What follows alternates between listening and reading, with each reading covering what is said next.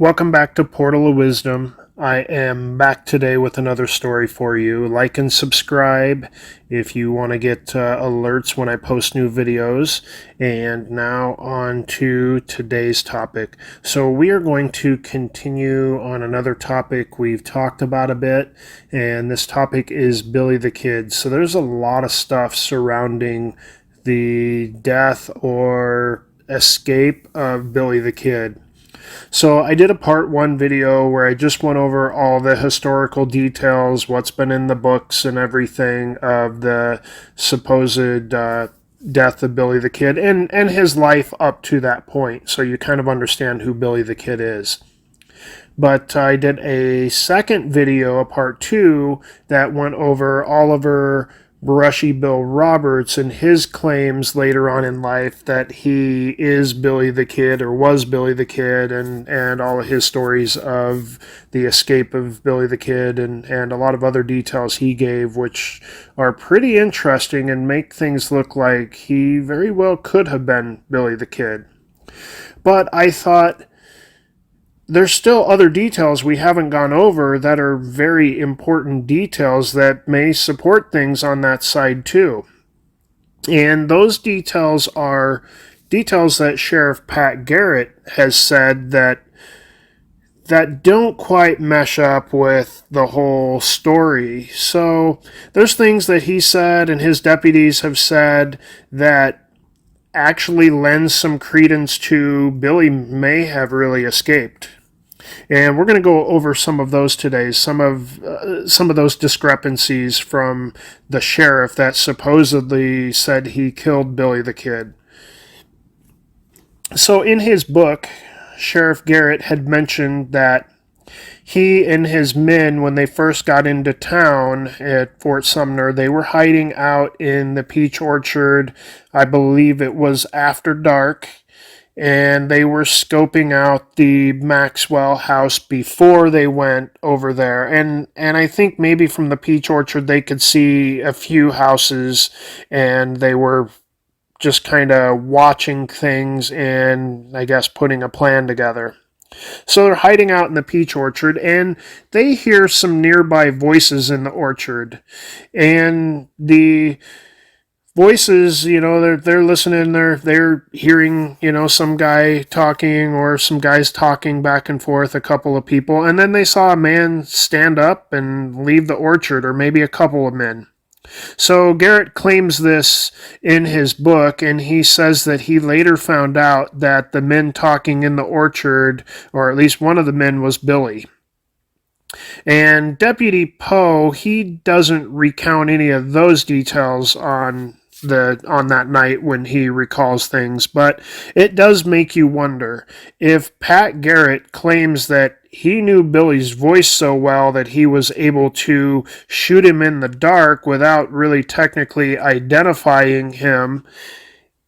Then how did he not recognize his voice in the orchard earlier that same night?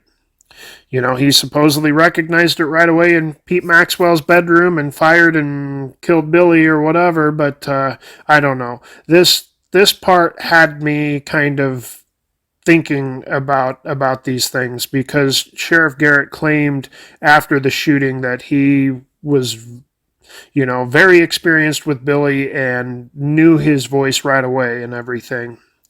But it just made me kind of wonder.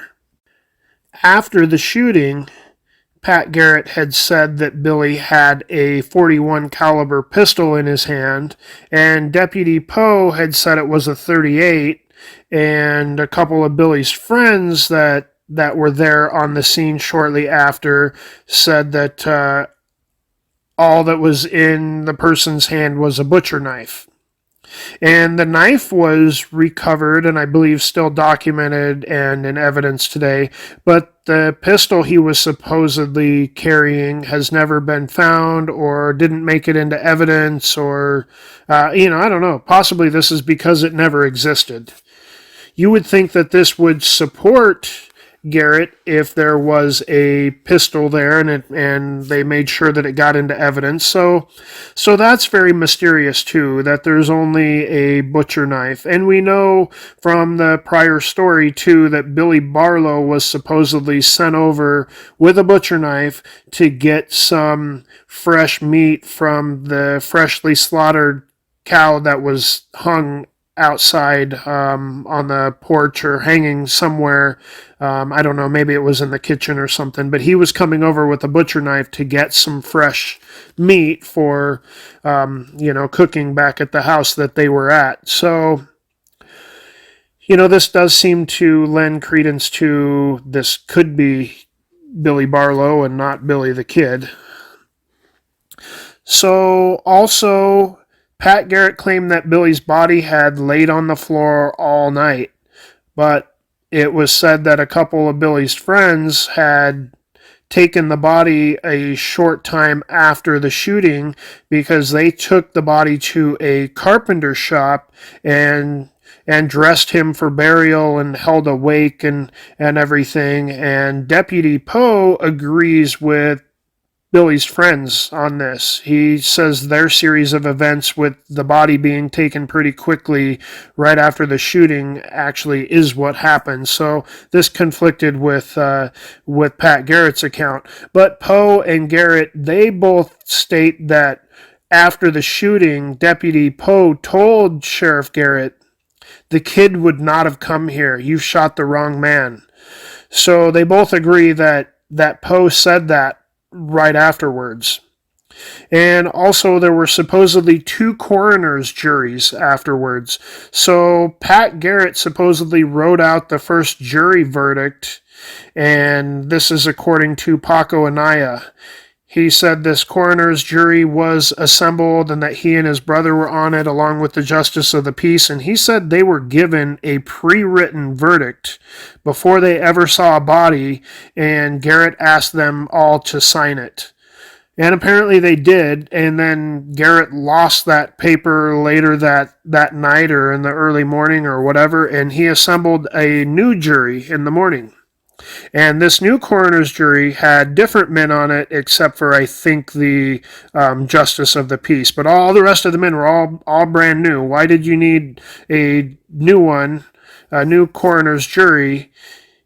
It's kind of mysterious here. And the whole thing was the coroner's jury's verdict was all written in Spanish, except for the part where they mentioned that Billy had came into Pete Maxwell's room and asked, "Who is it?" They put that part in English, but the rest of the jury verdict was in Spanish. But other statements made by others have clearly stated that the man that was shot had said, "Quién es? ¿Quién es?" and asked in Spanish who it was or who was in the room talking to Pete Maxwell. So this is also another discrepancy. And, this jury verdict also goes on to state that it's justifiable homicide and that Pat Garrett deserves to be rewarded. So this part is really fishy too, as Billy was friends with nearly everyone in town, and even Garrett himself said after the shooting he felt threatened, like he was going to be run out of town. So why would Billy's friends and people he knows that are on the coroner's jury say that Pat Garrett deserved a reward? And the answer is they probably wouldn't, and they probably didn't, and they probably didn't even write the coroner's jury verdict either. So, we only know about this verdict because a photostatic copy of it was found in the 1930s in the New Mexico State Capitol building. So possibly someone didn't know that a photostatic copy had existed or was made, and they may have tried to get rid of the verdicts because neither verdict was ever officially filed. But if this verdict is to be believed, it would mean that the way that it's stated on there, that the body was brought back after the wake and laid back on Pete Maxwell's floor, which is not very likely. So why lie in the verdict? Mysterious, huh? Seems possible that they never even saw a body. It seems that maybe Garrett instructed someone as to what to write in the verdict, and Paco Anaya, he thought that the verdict was written by either Pete Maxwell or Manuel Abreu, and and anyhow, he thought that maybe it was written with some pressure from Garrett. And I believe the two people that he thought may have written it, they weren't on the coroner's jury anyhow. So what business would they have writing it? But that's what Paco Anaya thought. He thought it was one of those two that actually wrote the verdict or was coerced into writing the verdict. But also, Garrett and Poe had said many times that the man that came in the room said Kienes, which differs from what was, written on the verdict. So it seems like probably it wasn't Sheriff Garrett that wrote the verdict, but he instructed someone what to write, and they put that part in English that was actually should have been in Spanish, like the whole rest of the coroner's verdict. So anyhow, on to another point. The Justice of the Peace, Justice Segura, he made no mention in his record books about the death of Billy the Kid. So don't you think the killing of the most famous criminal in New Mexico, don't you think his death would have been worthy enough to be noted in the books? Also, many times lawmen pose for pictures with the dead, especially when it's, someone as high profile as Billy the Kid, or pictures specifically are taken of the dead person for proof and for media and publicity and things like that. None of these things happened.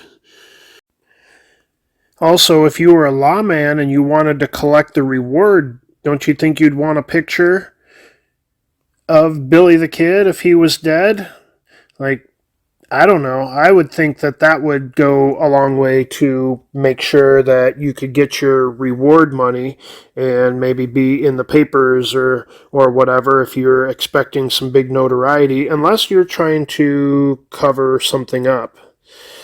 So, also of note, John Graham, aka John Collins, he helped dig the grave for the man that Garrett killed, and he said it was not Billy. He knew Billy as they used to ride together in the Rustlers, and a total of 26 newspapers ran articles after July 14th of 1881, and they all claimed that Billy the Kid survived.